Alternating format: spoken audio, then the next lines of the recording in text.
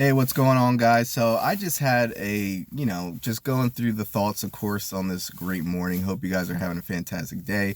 But I wanted to talk about a little topic in regards to technology. And I wanted to explain a couple things or maybe bring some things to light that you haven't known or maybe, know your thoughts about it. But technology 15 years ago or even 10 years ago was the greatest thing known to man. It was awesome. It was new.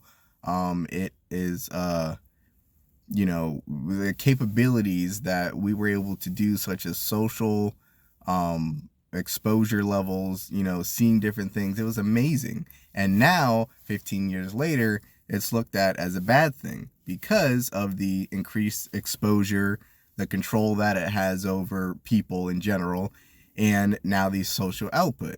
So both 10 to 15 years ago was the greatest thing ever. 10 to 15 years later, it's now the worst thing ever. Well, I want you to think about what it could be the next 10 or 15 years from this point forward, and what exactly are you going to do with it now to help shape the future later, including for yourselves that are constantly using this, okay? So let me give you an example of the three things that I mentioned. So exposure, okay?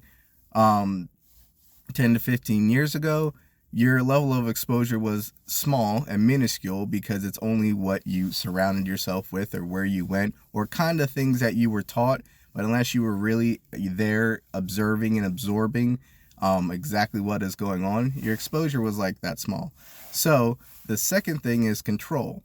Okay, people now have a voice. They have control over what they want to post, when they want to post it. Okay, which then gives people more exposure to then expose themselves or expose others because of having this access to information.